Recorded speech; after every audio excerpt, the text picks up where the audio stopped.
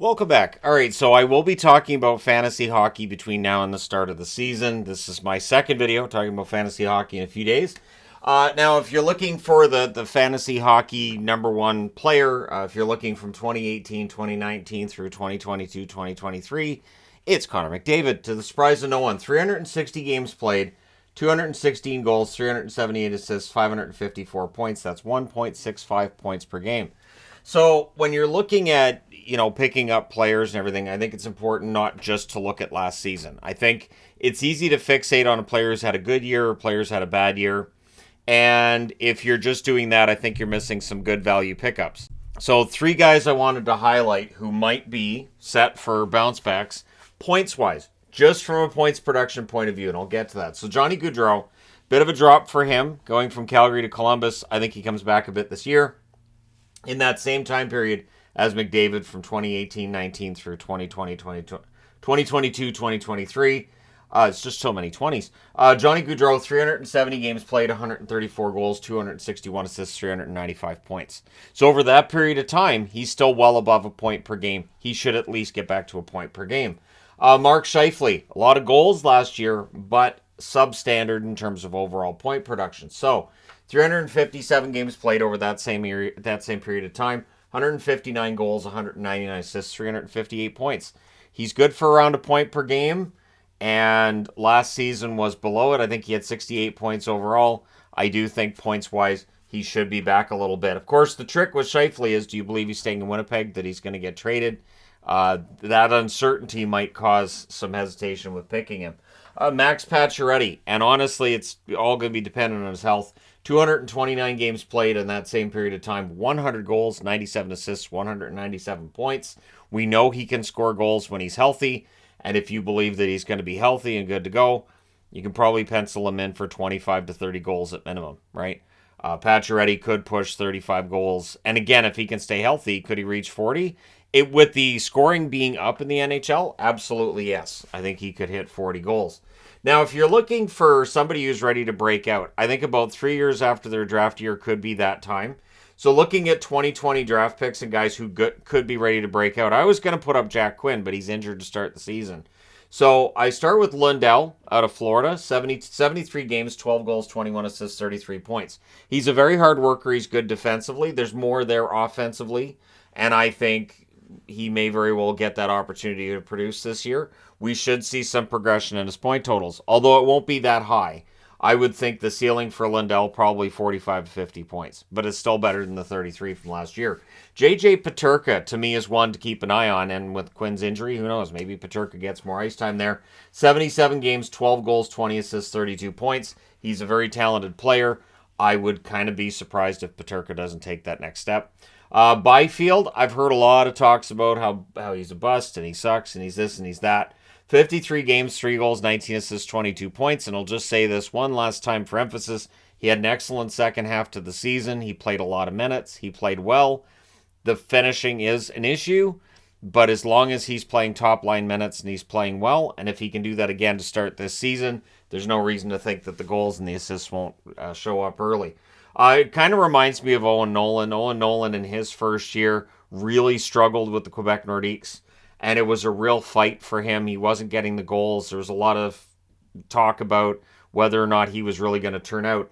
And then he got goals to start the next season. So Owen Nolan scoring right away that next season took that pressure off. That's what Byfield needs. He needs a good start to the season. If he can score 4 goals in the first 2 weeks of the season, then he's already eclipsed his totals from the year before, and that should help a lot. Evangelista is one to watch in Nashville. We know Nashville's given up some talented players, and so with 24 games, 7 goals, 8 assists, 15 points, that's not bad. And so I would expect Evangelista to score, I would say 50 points minimum. I would think he's talented. Ridley Gregg is going to be a popular pickup, I would think, in keeper leagues. So, of course, you have your leagues where year to year you draft new teams. Then you have your keeper leagues where you just pick a guy and you keep him. Gregg, 20 games, 2 goals, 7 assists, 9 points. Does not tell the story. He was very effective for Ottawa. And I will mention him again when we get to this column here. Alexander Holtz for New Jersey. This may very well be, I don't want to say it's his last opportunity, but 19 games, 3 goals, 1 assist, 4 points. Not inspiring last year. If he wants to show he's going to be part of this lethal attack for New Jersey, he needs to do that this year, or maybe he ends up on the trade block, right? Because, again, they're a very good team. They have a lot of good young players. They could use Holtz as a piece to help them pick up something that they need in their organization elsewhere, right? Then for 2021 picks, fewer names here. Gunther, who's going to have, I think, a solid season for the Arizona Coyotes. 33 games, 6 goals, 9 assists, 15 points last year. He looked very good. And, yeah, I was surprised he actually didn't stay with the team the whole season. Cole Sillinger has to bounce back. That's right. He was only drafted 2 years ago. So if you're writing off Sillinger and saying, well, clearly after last year he's not very good. 64 games, 3 goals, 8 assists, 11 points. He has to at least triple that, right? Sillinger has to have that bounce back season. In Detroit, you've got Edmondson. He played 9 games this past season, 2 goals.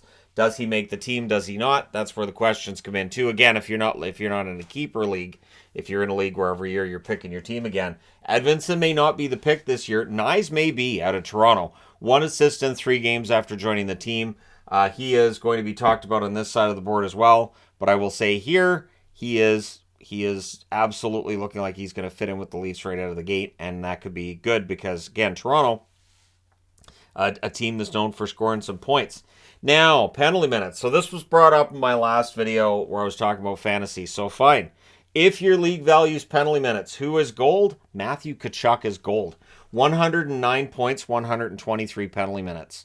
So if penalty minutes bump up those numbers, Matthew Tkachuk's the guy. And then if you look down here at the bottom, Brady Tkachuk, who I almost missed. And I was thinking about it too because I was like, that's interesting. Brady Tkachuk isn't on the board. And then I went back to the stats and I'm like, yeah, he should be. So 83 points last year, 126 penalty minutes.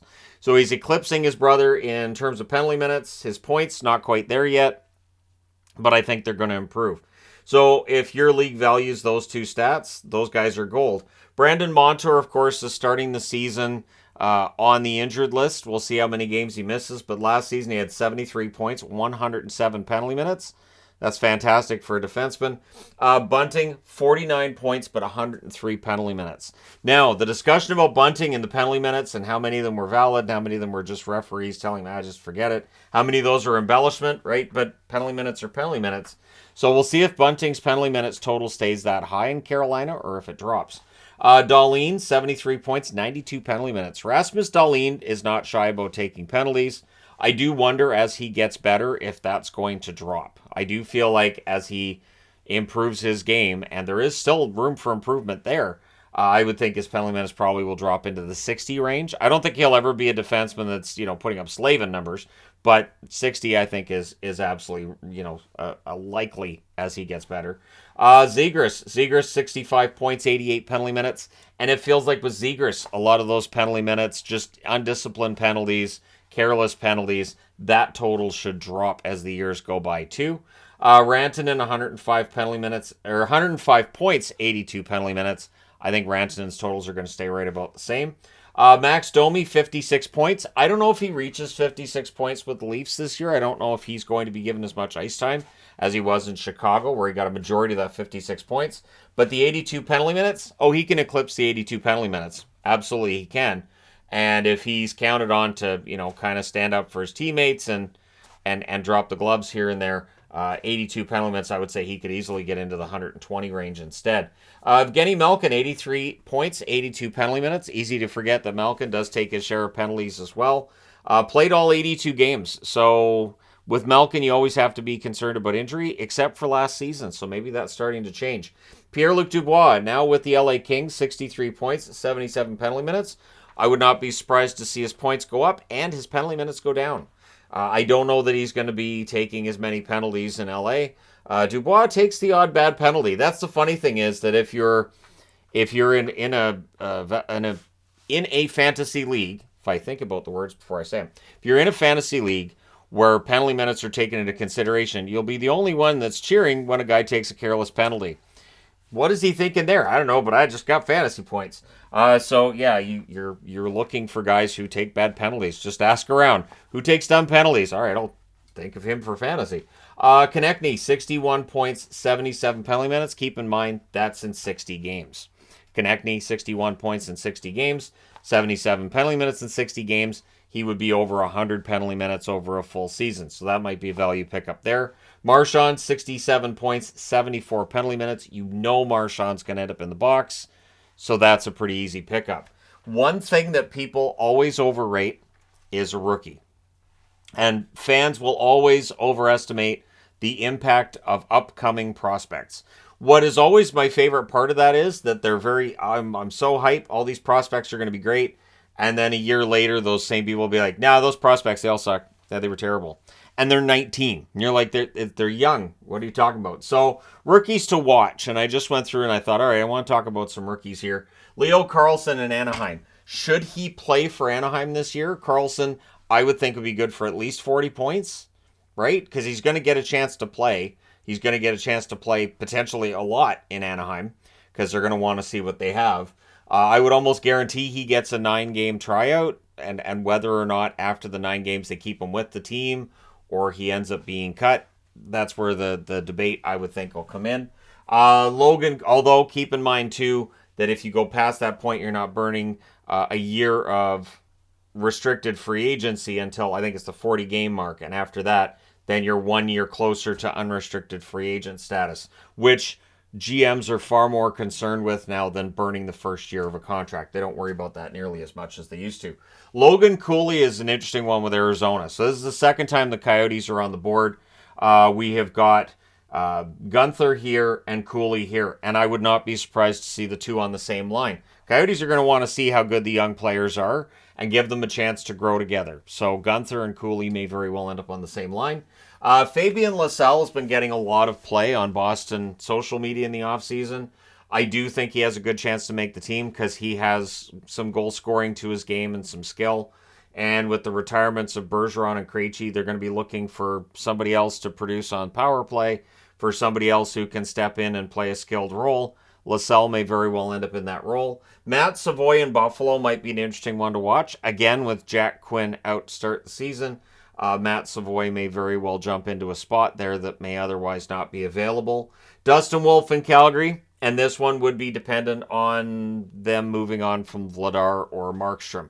So again, if you're in a keeper league, Wolf might be a fantastic pickup. He was excellent in the AHL last year, but at the NHL level, I don't think he's playing this year unless Calgary makes a change in net. Connor Bedard, of course, with Chicago. The only question is how many points. I've seen 74, and I'm going to say this straight out. I think that's conservative. I think he can score more than that. Whether or not he will with a Chicago team where he may be the offensive weapon that they have. Everybody else might be good, including Hall, but yeah, Bedard may very well be the one to shut down. So how well teams do that will definitely determine his fate in terms of points. But to me, 74 just seems kind of low.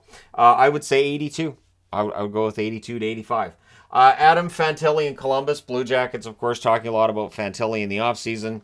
He seems to be excited to play for the Blue Jackets. Columbus has needed this, a superstar player that wants to be there. David Jiricek, also rookie for Columbus on the blue line. And so we'll see whether or not with Fantilli up front, Jiricek on the blue line, do both of those guys play prominent roles or not? Does Fantilli slowly work his way up through the lineup? And then Logan Stankoven, who is looking to get ice time in Dallas this fall and talking like, hey, I want to be a top 6 forward. And I love that spirit. He is a winger for the Dallas Stars, and he will get every opportunity to make the team out of camp. Marco Kasper in Detroit. He's talking about wanting to be a second-line center for them, and good on him. If Kasper can come in and play really well down the middle, that helps us to shore up that spot for Detroit. And they could end up looking really smart sooner rather than later if Kasper hits, and if some of their other prospects like Edvinsson make that advancement. This could be a fun team to watch. And then for me, I want to see how Elmer does, because at 7'10" or whatever it is, if he can make it work in the NHL, yeah, there could be something special with Detroit sooner rather than later. Brant Clark in LA is generating plenty of buzz. I do wonder with players coming from junior straight to the NHL, especially as a defenseman, do you need time in the AHL? Which is why I feel like Spence might be the safer pick, although Spence will not score points at the same rate as Clark. Clark has more offense to his game, right? Brock Faber in Minnesota. Might there be another Brock there sooner rather than later as well, with potentially Brock Besser, because Besser's always in trade rumors, and it always seems like it involves Minnesota, where he's from, so we'll see. But yeah, Brock Faber, good player, young player, probably going to get ice time with Minnesota, and then it's a matter of points. Joakim Kemmel is going to get the opportunity to make it onto the Nashville roster, much like Evangelista. Maybe he benefits from being a talented player on a roster that could use more of that pure talent. So we'll see if Kemmel ends up being as good as it looked like he would be going into his draft. He was the one that I looked at coming out of that draft and thought, I think Nashville did a really good job there. Simon Nemitz for New Jersey and Luke Hughes for New Jersey. 2 blue liners. Look at that. That defense in New Jersey could be ridiculously good. And if both Nemitz and Hughes are as good as advertised, this could be a very high-scoring team as well on the blue line. So we've talked about the scoring up front. New Jersey was already top 5 in scoring in the NHL, but with some of the guys plying their trade in Utica, that's the reason for the Utica jersey, this could be a ridiculously good season for them offensively. Brendan Othman with the New York Rangers. I've seen projections in the 35-point range. I've seen projections in the 20, 25-point range. It's going to depend on ice time. And this is where, with rookies, it's even more important than I would say for the veterans is, do you think this player is going to get that opportunity for top 6, third line, or fourth line? And again, with rookies, there's a lot of teams that will bring them along slowly. So the idea is, yes, you can be excited about this player. This player is going to be really good. But is he going to get that ice time out of the gate? Probably not. Ridley Gregg with Ottawa. So Gregg, I'm really impressed with his work ethic. But that work ethic means that Gregg may very well work further down the lineup to start with. He may work as a fourth liner. A third liner may not necessarily be top 6, or maybe he does. And again, you can get into the discussions of, as a plane lands on my roof, you can get into the discussions of, Gregg and where you see him up or down the lineup. But as a young player, do you want to rush him? The answer is no. Tyson Foerster only played 8 games for Philadelphia last year. Definitely generated some discussion, had 7 points. I don't think he's going to be point per game in the NHL this year. But again, Philadelphia, rebuilding, they're going to be looking for what they have in terms of their youth, and Forrester's going to get every opportunity to make the team. William Eklund doesn't qualify as a rookie. I felt like I had to put him on the board because for San Jose, he very likely is going to end up playing, could end up playing a lot, but technically he's not a rookie. In order to qualify as a rookie, you have to have played less than, I think it's 23 games the previous season. No, 26 games I think is the cutoff. And then other than that, you have to have played less than or you have to have played 6 games or less in the previous 2 seasons. So he played 8 games one year, 9 games the other year. That means he's not eligible because those are both numbers higher than 6. So if he'd played 6 games one year and 6 games the other year, he would still qualify as a rookie. If it's 7 games one year, 6 games the next, he does not. It's a weird system, I will admit. It's odd, but it's the system the NHL's had forever. Shane Wright in Seattle. Does he play in the NHL? Does he not? Because he's not old enough to play in the AHL. And if he plays in the NHL, do they play him at the top of the lineup? Probably not. One thing Shane Wright showed in the run by the Firebirds all the way to the Calder Cup final, Wright can play bottom 6, and he can play more of a support role. So it's possible he ends up starting out with that with Seattle. Again, keeper league, Wright might be a very good pickup. For this season, probably not. And finally, Matthew Knies in Toronto. He will be given every opportunity to succeed and to score points because Toronto is going to want that. Obviously, adding Bertuzzi and adding Domi, it gives them that extra depth scoring, and adding Knies will help too. And there's players who've exited the Toronto Maple Leafs like Kerfoot, like O'Reilly, and so other guys are going to have to jump into spots they occupied through last year's playoffs, and I think Knies will get every opportunity. So there you go. Let me know your thoughts in the comment section below, as always. Don't forget to hit like and subscribe if you're browsing your way through. You just happened upon this video. Thank you guys so much for watching, for all your support. I will talk to you again soon.